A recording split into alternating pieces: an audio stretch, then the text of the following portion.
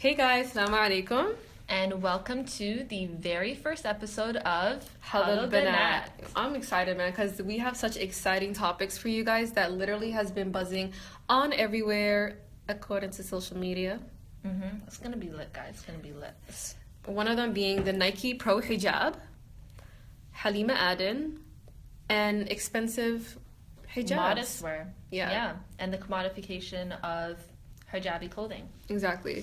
So we're going to start out first talking about the Nike Pro Hijab and what we personally think about it. And disclaimer, we are hijabis, so we might feel a little bit, I don't know, some type of ways. I mean, like, obviously we might have some good things to say about it, but there are a bit of stuff that we might don't agree with.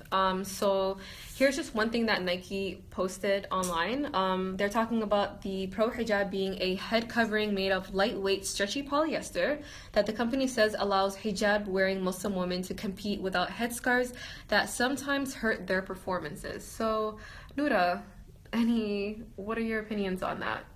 well, okay. So I find this to be extremely problematic because even with like the titles, the headlines that are on articles that are covering the launch of the Nike Pro Hijab, like for example on ESPN.com, they say Nike Pro Hijab gives important validation to Muslim women athletes. What kind of validation are you giving me when I've been wearing hijab Exactly. since 3 years old? Do we need your validation, ESPN? Nope. Do we need your validation, Nike? No. Thank you very So much. USA Today goes Nike to launch Pro Hijab for Muslim women athletes. That's all right with me. And something very interesting that Vox News said is that hijabis have now found a new and surprising ally, Nike. I didn't know Nike was our ally. When was Nike our ally? I never knew that. I mean, if anything, I feel like Nike is more so looking at it as, you know what, I'm about to profit off of these rich Arabs who are sitting on top of money oil as we speak. Not even just rich Arabs, guys. For any of you who know about business and how marketing works, there's a little thing called niche markets, right? Ooh. Where you target certain groups of people. They might not be a small amount of people, but they might be a minority. And you'll know that certain products, certain commodities will be able to gear towards them. And they will be able to make the most amount of money off of you. And now all I see this Nike Pro Hijab is that it's sort of inappropriate marketing. Yeah. Because you are making a religious garment, a religious piece of faith, a commodity. Exactly. Like I said, I feel like the Nike Pro Hijab is a religious symbol that's being, like, you're putting a price tag on it. Exactly. You know what I mean? When I look at the Pro Hijab at the same time, I'm not going to look at it at a complete, negative angle. Right. But I will say that I'm happy that they are diversing or, creating more of, diversifying. Diversifying the fact that, Muslim women, here's a hijab for Muslim women as well, right? Yeah. But then again, I feel like they're also alienating us. As not being a part of their women collection. They never said, oh, we created a headscarf for women athletes. It was Muslim women. You know what I mean? Exactly. I feel like our complete existence is created as a different sect. Well, I guess, the only people that would benefit from this Nike Pro Hijab are hijabis. Yeah. So another issue with this is that they're making it seem as though there haven't been organizations or companies, there are small businesses that have been creating hijabs for Muslim women who are athletes. Yeah. And these women who are athletes haven't had serious, well, we're not really professional Muslim athletes. Yeah. But there would have been some serious complaints from people. We see people like Ibtihaj Muhammad. Yes. Sorry if we're saying her last name incorrectly. I think it's Muhammad. Muhammad? Though. Yeah, Ibtihaj Muhammad. By the way, I absolutely love her. Yes. Allah reward her immensely. But she performed great. She Yeah. performed very, very Beautifully. well at the Olympics, and I don't think she needed a Nike Pro Hijab to do it. Exactly. The issue that I have with this is just the fact that the hijab has been branded. It has a Nike swoosh on it. The little tick, the little swoosh, whatever you call it. Just do it. Right there. How about just not?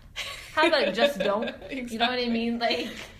And it's not even that, like, even today, like, as a Muslim woman living in the West, like, I prefer to work out in an all-female gym, right? Yeah. So for me, it's like, if hijab is a problem, I won't wear hijab in an all-female gym. You know what I mean? Right. So for you to tell me, oh, we created a scarf for you just so that you are able to have, like, less barriers so that you could be free. I'm sorry, like, I played soccer, like, while I was younger, like, and basketball with my hijab on, and I was perfectly fine. I wouldn't wear no, like a scarf like that you would buy from H&M used for winter to cover around your neck. Like, no, I'd use a looser one. So for you to just put a little check mark on it and be like, we did this for you, thanks, but no thanks. Right, but then also I would be very interested to know what professional Muslim hijabi athletes actually think about this. I want to know their perception, like whether they think that this is like a great movement, this is like going in the right direction for them. Is it something that will really help them? Is it something that they will support? Because I'm pretty sure that now, if you're a Muslim hijabi, this would be a great way for Nike to actually sponsor you. That's what I was gonna say, because I'm like thinking about it. I think this will give them a better opportunity for them to, like be sponsored by them, so that they can make a little bucks from. from So thing. now it's like, nah, I don't need to be LeBron James to make shoes. Exactly. I don't need to be Kobe. I can be a Halima in a hijab. Yeah, cop the new Nike Pro hijab number 7. You know what I mean? This time the Nike suit's just a little bit bigger. You know? I mean, watch them like next. They're probably gonna make a number 2. This time it's gonna have headphone slits right on the sides of the ear. Yeah, right on the side. So now you will be comfortable working out completely.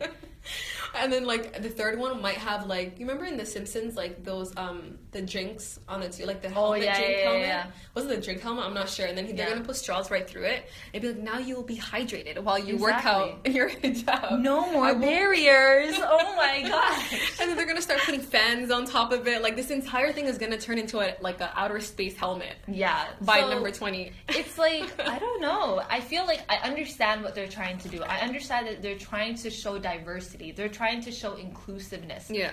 But I feel like we don't need to be included in every single aspect of marketing. Absolutely. Like, we don't need to be in every single section. Like, I have a question too. It's like, imagine if we were to do something like this. Yeah. Create a hijab for athletes. Would it be viewed at like the same way as like Nike doing it? Like obviously not, because Nike's huge, right? Yeah. But we wouldn't be applauded for something like this, because it's like, oh, it's another hijabi creating another hijab that's expensive. And mind you, this hijab is $35, when I promise you I can walk into a fabric land, any fabric store, do the exact same thing, and like make a sticker, like a Nike sticker. And just post just make some next sign, like some different type of logo. Maybe like bananas, because I'm Somali.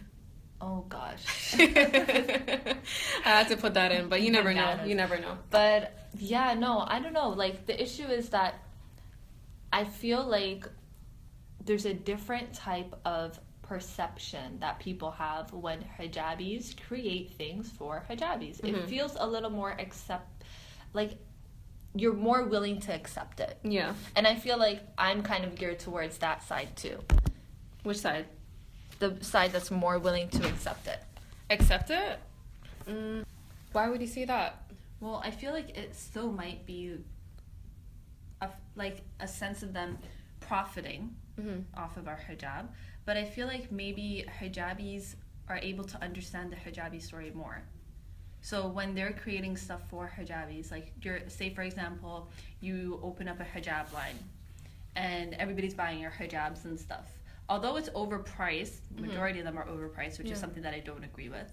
I feel like it's more like them trying to make things like that more accessible for us, because let's be honest, like a long time ago we used to just go to like H&M and like Aldo and stuff and try to scavenge for like hijabs and stuff, right? So now it's like really, really accessible. It's online, there's websites, you can just DM this little Instagram page and order your little hijab. But I feel like they shouldn't make it as expensive as they have.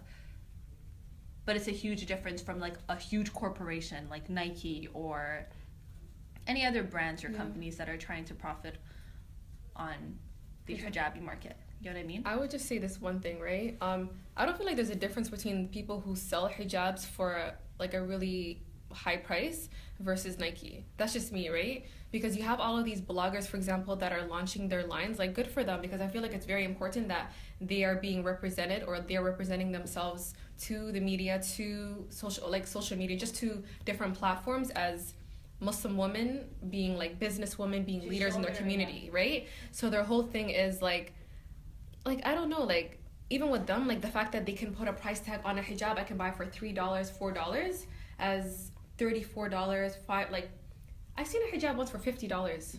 Yeah, like, is it made out of gold? Like, no. And so that's what I'm saying, like, you know, the whole part where you were like, hijabis being more supportive over hijabis. Yeah. Like, I'm supportive for Muslim women-owned companies. Like, you know what? Wallahi, I applaud them sincerely from my heart, right? But I don't applaud people putting, like, this whole idea of, let me put a brand name, my name on it, because I've been able to brand it in a, like, on social media with like thousands of followers, right? And then sell it to you for a price that like some parents can't afford for their daughters. Yeah, that's understandable. That's what I'm saying. Like, in what I was saying too is that I feel like the prices are definitely unreasonable. I'm not gonna throw out names because it's not necessary to do that. Yeah. But a majority of all these hijabi companies and stuff where they sell hijabs, whether you find on Instagram or like websites or whatever, they're all priced at very unreasonable prices. And it's like little girls can't really buy stuff like that.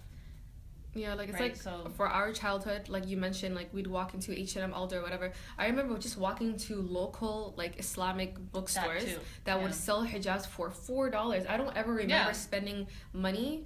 Or like when someone comes from Saudi or like Abu Dhabi or outside or whatever the case is, and they come back and bring bulks, like an entire bulk for like $20. And today, you're gonna put a name on it, no names mentioned, and then you get rewarded with a shout out.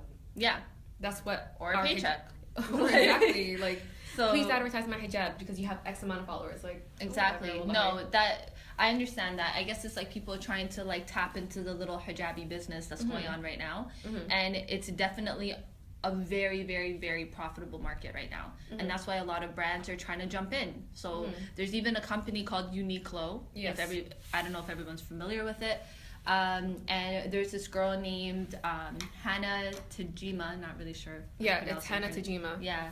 And she is a Japanese-British convert. She converted when she was 18 years old. And yeah, mashallah. And she was willing to create a line in partnership with Uniqlo in order to create more of like modest wear. And that's a great initiative, I think. Yeah, for sure. But then again, the issue is they are selling, what was it, like 2 types of hijabs, I think? 3 types. I think it was a headpiece. A headpiece and then two different styles of hijabs. And so again, there comes the little branding of a mark of your faith. And you know what's interesting? I didn't even know a Muslim woman designed the clothes until you told me, actually. Oh, yeah. Because it's like, I thought of it as Uniqlo. Because of how big their brand is in Toronto currently right now, like, I feel like they're completely shadowing over her, like, initiative to create a line within a company that doesn't really cater to Muslims. You know what I mean? So it's crazy that, like, it's online or whatever. If you go out of your way to research, it's Tajima in partnership with Uniqlo. Yes. Well, till today, like, I only figured out that she was a Muslim woman, you know what I mean? That's also how it was marketed, though. Absolutely. It's because of the fact, like, for those of you based in Toronto, on CP24, they did a whole segment on Uniqlo bringing modest wear to Toronto and stuff, and they asked hijabis their opinions and stuff on it. They never really mentioned her name. Yeah. Well, I don't remember them mentioning her name. Yeah. So I just thought, like you, that it was just Uniqlo until I actually looked into it.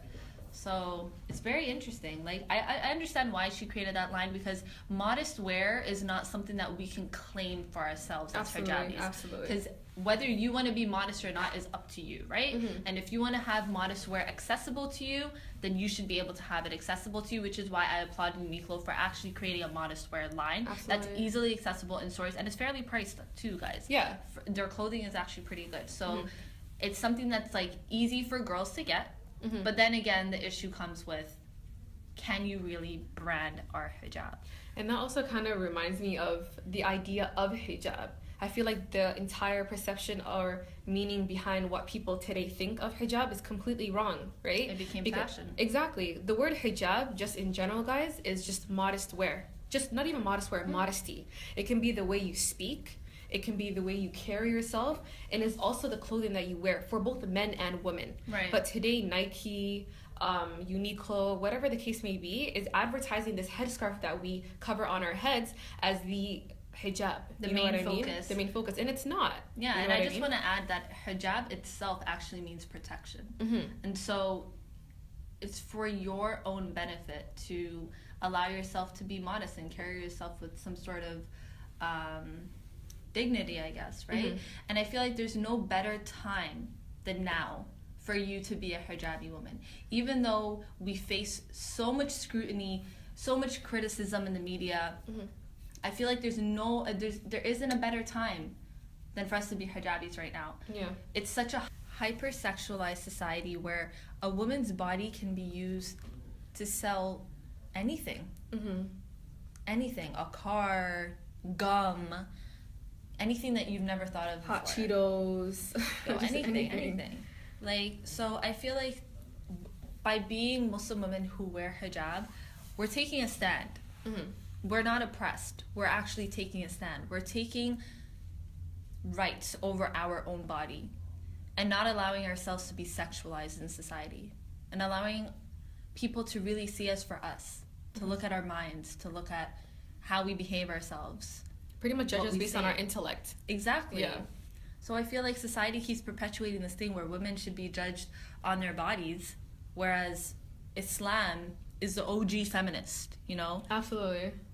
It's like when people ask me, like, are you a feminist? I'm like, honestly speaking, I can't even answer that because Islam is the one that introduced female rights way before anything. Exactly. So I'm first and foremost a Muslim woman who understands that I am taught to be treated respectfully. You know what I mean? Like, I am given so much rights where, yani, like, it's almost like it's overwhelming. Like, you know what I mean? Like, that's how much love I have for my brothers, for example, knowing that, like, even, like, they tell you, like, Jannah, which is paradise, is under your mother's feet. Like, the amount of, like, the ranking, the way they put women in such a high ranking is something that I feel like a lot of people misunderstand due to the fact that all people probably understand about Muslim women and Islam is Saudi Arabia. You guys can't drive. 4 wives. I'm sorry. Oppression. Burqas. Absolutely. Which most of us do not wear, and they make it seem as though the hijab is what a burqa even is. Mm-hmm. So let's not forget that Islam came out in a time where baby girls were being buried alive because there was no use for women at that time. That's what they felt. And Islam came out to eradicate that and really stood up for women's rights. So that's all I really have to say about that. But going back into this hypersexualized society, what do you think about hijabi models? Honestly, like, I have nothing but good things to say. That's personally me. Like, I mean, we have our lovely sister, Somali sister, Halima Aden. I am so proud of her, and honestly, a little backstory of her. Do you want to? Yeah, a backstory of Halima Aden is that she's actually 19 years old, guys. She was born in a refugee camp in Kenya, and she was part of the Miss Minnesota USA pageant in November 2016, and I think she was actually the first hijabi to be. Yes, she actually made history by being the first pageant contestant to wear hijab. Yeah. And they said she also wore a burkini. I guess that was during the swimsuit section, which is really, really cool. I understand that we want to be able to, you know, create some sort of like inclusiveness, show ourselves out in the world, show that, hey, we are regular women. We are regular women that have dreams, that aspire to do things, that want to be able to be great as we can be. And then her story pretty much calmed down, and then she got signed to IMG Models, the first ever Muslim black woman. Exactly. Right. I think we need to really highlight that because I feel like a lot of people think Muslim women are just Arabs, right? Or brown, I love the fact that she's a black Muslim woman. And she's actually been like a very, very prominent figure in the fashion month. So she actually was part of many different fashion shows in Milan Fashion Week, including Alberta Ferretti. It's actually called Ferretti. Yeah, you have to really pronounce it. You know, Italian, guys. Italian, obviously. Ferretti. But and she was also part of Max Mara, and let's not forget the Yeezy show, guys. That's where it shut down. And I love the fact that, like, personally for me, like, I mean, people do have some negative things to say about it, but I love the fact that she did not go on stage naked. Yeah. She was clothed head to toe.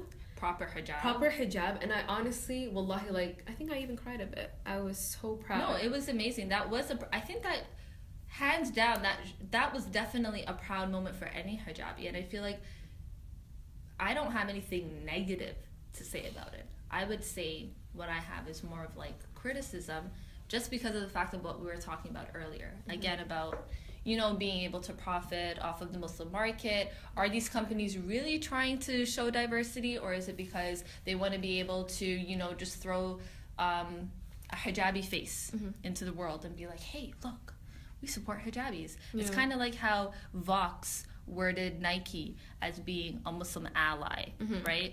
I feel like all of these companies want to be our quote-unquote allies in order to make money off of us. So I feel a little bit conflicted by it. I feel a little bit split in my ideas, basically, because I really do support her. I think she's amazing. Yeah. She seems very strong and confident, and she was able to do what she really, really wanted to do, which is great. And I'm not against that. Yeah. I'm just not really sure about the intents of these corporations that supposedly support her. Yeah, I definitely agree. I feel like I am questioning their intention, but I feel like during a time where little girls don't feel as confident with, you know, wearing their hijabs in the West, I feel like Halima Aden is an amazing role model for younger girls to be more confident and more vocal with the fact that they want to wear their, like, kind of like more vocal with the fact that their hijab is purely for them. You know what I mean? It's not like forced on them by their fathers or their brothers. Like, I don't understand where that kind of ideological idea comes from, but I love what she's doing. I applaud her, but at the same time I do wonder what their intention is behind this whole you know, putting her on the runways really quick. Like, I think I was speaking to a family member of mine. The whole Middle East and their fashion, like, you know when you go to Dubai or Kuwait, the malls is like just filled with a bunch of like brand names like D&G, Gucci, Prada. Yep. I feel like Halima Aden will also be their kind of like, their bridge. Yeah, to the Their Gulf fashion bridge. communities. Exactly. I feel like she's creating a bridge. Yeah, it's interesting that you say that, because we were actually talking about this earlier about a Nike advertisement and a commercial. Yeah. That was played in Gulf countries, I Yeah, think? I'll actually post this in the video.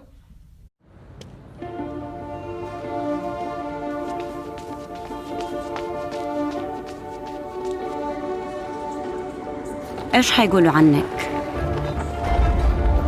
إنك مو المفروض تكوني هنا، إنه ده مو ليكي، إنه دي. Yeah, I don't know, like they've already been trying to get into the Gulf world, right? By being able to say that these women are somewhat, I don't know, being told to not follow their dreams. Yeah, what is with that? First of all, that commercial personally upsetting me, because you have this girl on a skateboard with her abaya flying in the wind, and then you have all these men looking down upon her. Or women, actually. Exactly. Yeah. Like, I'm sorry, but your hijab doesn't tell you do not skateboard, do not like rollerblade. Like, I rollerblade. I love doing that. I don't have to, you know, have a hijab. Like, I don't have to be a non-hijabi to be on a rollerblade. In fact, I was looking for a skateboard online last week. You guys thought. It's true, though. I don't understand this whole mentality of, like, Muslim women. Oh, my God, look what she is doing. She is a Muslim woman. I guess it's because your hijab attracts some sort of attention sometimes. And if you just see this hijab just flying in the wind, rolling past everybody, you know, you'll be like, yo, what's she doing on a skateboard? No, honestly. I mean, I understand, wallahi. But at the end of the day, I think this is just a much needed message that Muslim women can. Like, I think Halima Aden also hashtagged that every time she posts a picture. I think she hashtags Muslim girls can, and I feel like that's a very powerful movement for younger girls to be able to, like, you know, embrace their hijab for what it is. Yeah, just like black girl magic, guys, Muslim girls can, and sometimes those two coincide for us, right? Absolutely. They're not mutually exclusive, so it's another thing we should throw out there. But it's amazing. It's great that we're getting some sort of representation, but we need to really focus on this quote-unquote progression, I guess. Anyways, guys, this was a great talk. Absolutely, I had fun. Yeah, I really hope you guys enjoyed it. Thank you so much for listening.